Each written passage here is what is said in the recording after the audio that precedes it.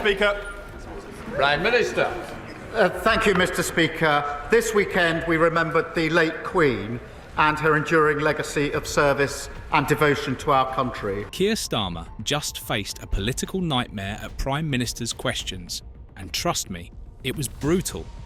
In front of a packed House, he was torn apart over his cruel cuts to winter fuel allowances, leaving pensioners out in the cold, literally. And when he tried to brush it off with a joke, the backlash was immediate and unforgiving. Can Starmer recover from this public meltdown, or is his leadership starting to crumble for good? On a vote at the Labour Party conference on its decision to end the winter fuel payment for some pensioners. The General Secretary of the Unite Union, Sharon Graham, introduced the motion on the final morning of conference in Liverpool. Keir Starmer's decision to cut the winter fuel allowance has drawn significant backlash, particularly from pensioners who rely on this crucial support to stay warm during harsh winters.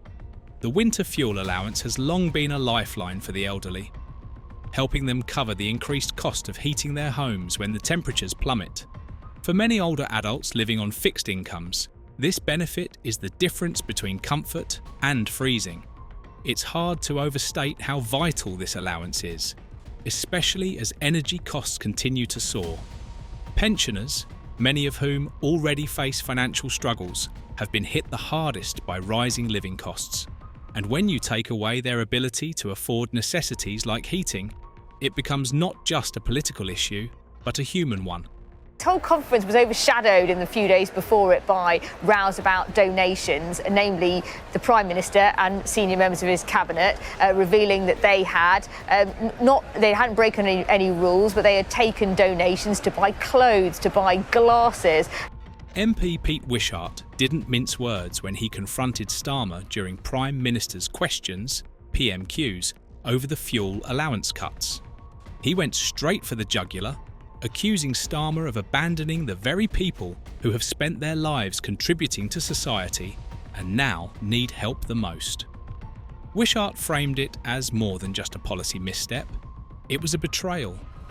He highlighted how pensioners are already struggling with inflation and the rising costs of living, and cutting the winter fuel allowance amounts to kicking them when they're already down. Wishart's attack was scathing, painting Starmer as out of touch with reality and indifferent to the struggles of the elderly. The public's reaction, especially from pensioners and working-class communities, has been nothing short of outrage. Many people see this as a clear sign that Starmer is disconnected from the real-world hardships faced by those who rely on such support.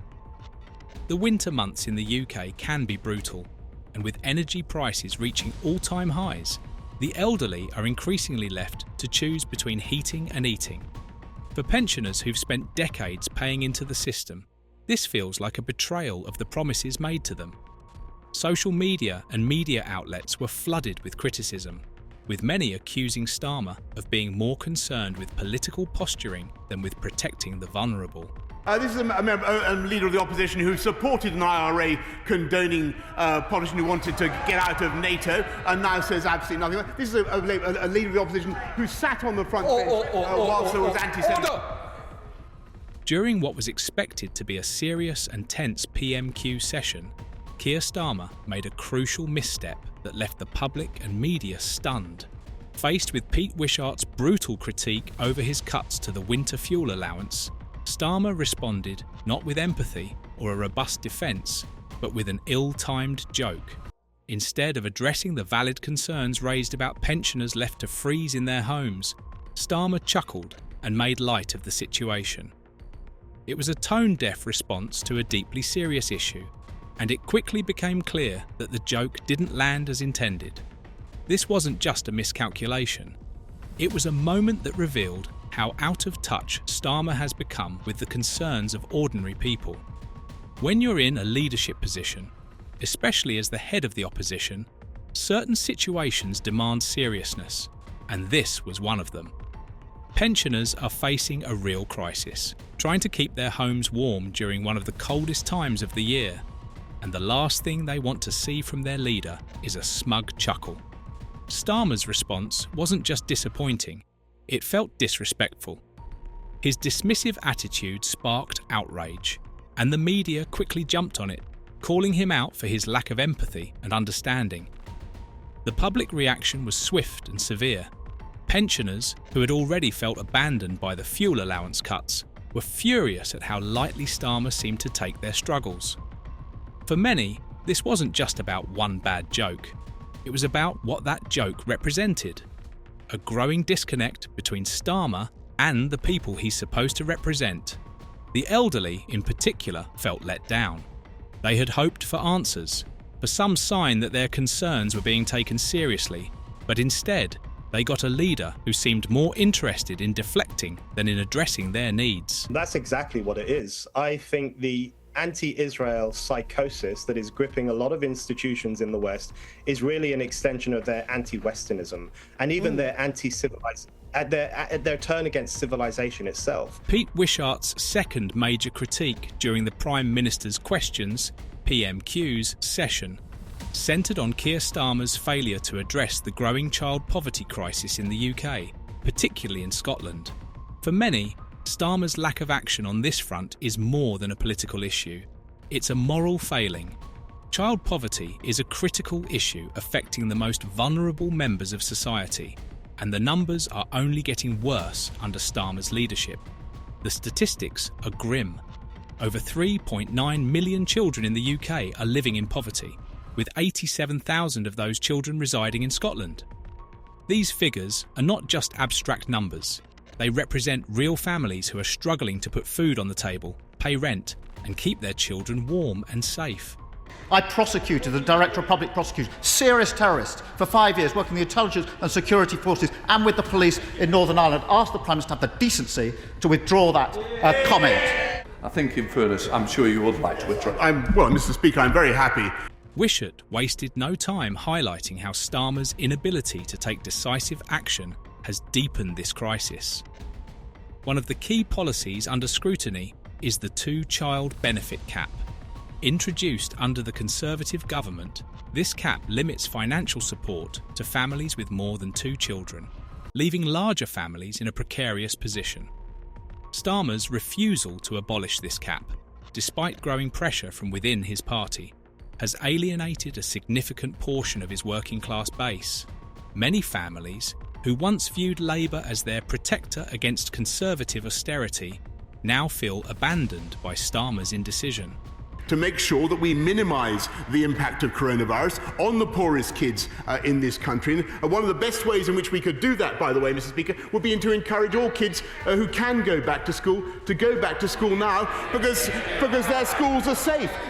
One of the most scathing critiques Pete Wishart delivered during his attack on Keir Starmer was the accusation that Starmer's austerity measures were even harsher than those implemented by the Conservative Party.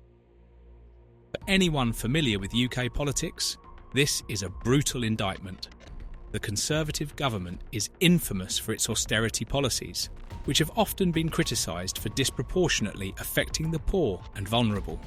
To say that Starmer's Labour Party is now imposing even more severe cuts is not just a critique of his policies, but a broader condemnation of his leadership and values. Two-child benefit cap, as introduced by the Conservative Party, has left 250,000 children living in poverty. So can I ask the Prime Minister, does he take comfort? Starmer's economic policies, particularly his continuation of austerity measures, have backfired spectacularly. Labour, historically the party of the working class, is now being accused of worsening the very conditions it was founded to fight against. Wishart's comments highlighted how Starmer's approach to economic management is causing widespread disillusionment, not just within the Labour Party, but also among the voters who once supported it. For many traditional Labour supporters, Starmer's policies feel like a betrayal. The Labour Party, under Starmer, was supposed to offer an alternative to Conservative cuts, a vision of a more equitable and just society. Instead, many are seeing more of the same harsh economic policies, leading to a growing sense of frustration and anger. This criticism has severely damaged Starmer's image as a champion for the working class. For a leader who once promised to stand up for those struggling under Conservative austerity, his apparent willingness to continue those same policies has been deeply disappointing to many. Instead of rolling back austerity measures and investing in public services, Starmer has chosen a path that seems more focused on fiscal conservatism than social justice. This has left many questioning whether Labour under Starmer is any different from the Conservative government it is supposed to oppose. Under Keir Starmer's leadership, accusations of cronyism within the Labour Party have surfaced, casting a shadow over what was once a party for the people. Labour, traditionally seen as the voice of the working class, is now being criticised for becoming an elitist circle. The word cronyism implies the appointment of friends and allies to positions of power, regardless of merit, and this issue has come to define much of Starmer's tenure. The emergence of this behaviour within Labour has left long-time supporters disillusioned, many of whom feel that the party has drifted too far from its core values. Many within the party have expressed concerns that Starmer's leadership is more about maintaining control and less about addressing the needs of the people. This has led to an atmosphere where decisions seem to be made to benefit those close to power rather than for the greater good. Long-time Labour supporters who once believed in the party's mission to uplift the working class are beginning to feel alienated. These individuals have witnessed a shift from grassroots engagement to a more centralised, top-down leadership style, one that seems to prioritise loyalty over competency. This growing sentiment that Labour is no longer the People's Party is deeply troubling, especially when the party's foundation is built on principles of equality and fairness. Whereas I think ordinary people take great pride in this country, great pride in people like Shakespeare, the most important writer that ever lived, and they think that pride should be shown in Downing Street as well. Comparing Starmer's Labour to the era of Tony Blair is revealing. Blair, for all his controversies, knew how to navigate these waters. While Blair's policies, especially his stance on Iraq, were divisive, he managed to maintain public trust through transparency and by owning up to his mistakes. Blair's ability to acknowledge when he had erred, even on contentious issues, helped him retain credibility with the public. Starmer, on the other hand, has been less forthcoming. His approach has often been to deflect or avoid criticism, which only fuels the perception of cronyism and a party out of touch. The contrast is stark.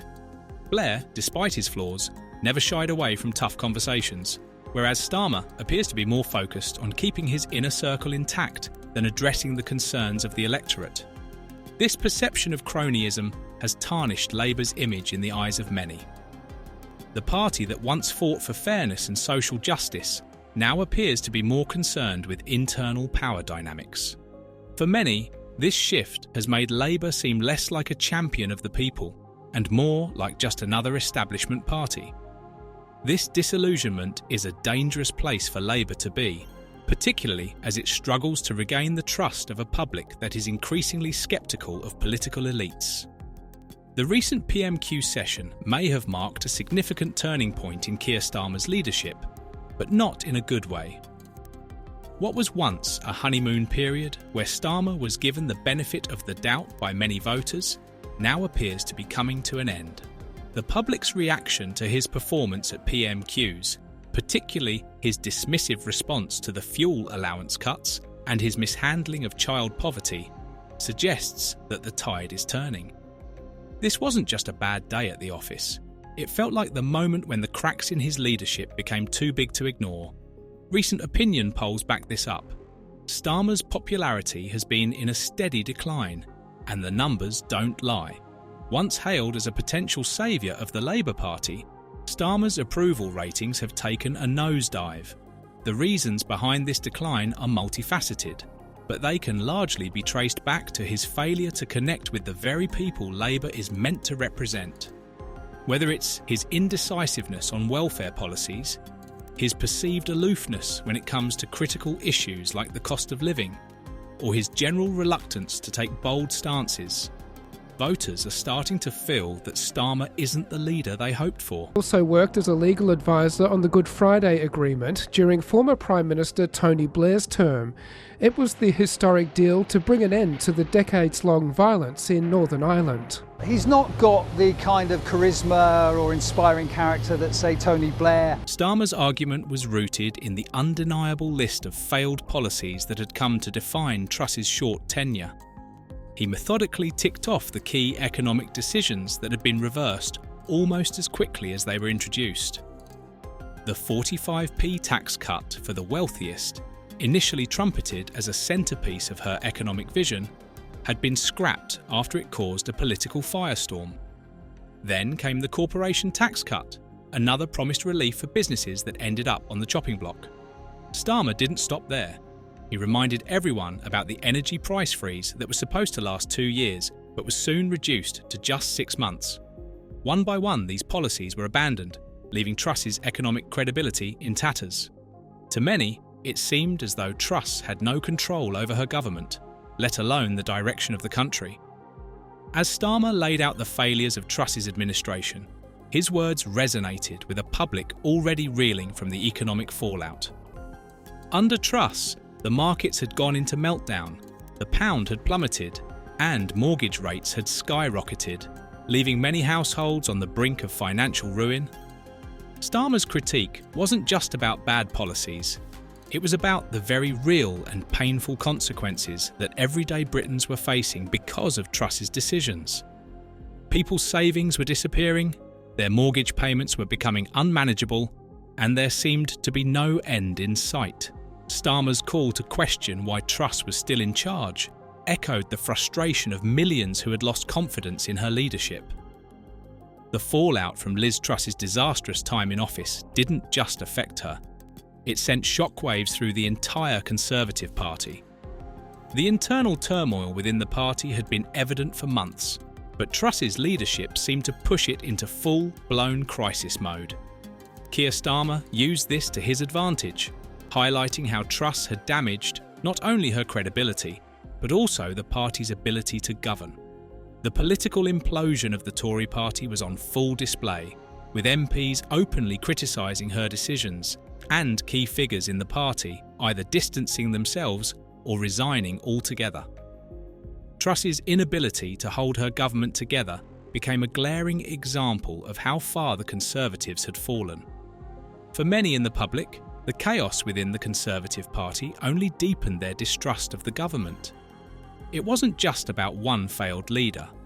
Truss's tenure revealed the deeper fractures within the party itself. Starmer emphasised this point, reminding voters that the instability wasn't going to go away with just one resignation or policy reversal. The damage had already been done. The public was left wondering if the Tories were even capable of fixing the problems they had caused. Trust in the party had plummeted, and Starmer made it clear that Labour was ready to step in as a stable alternative.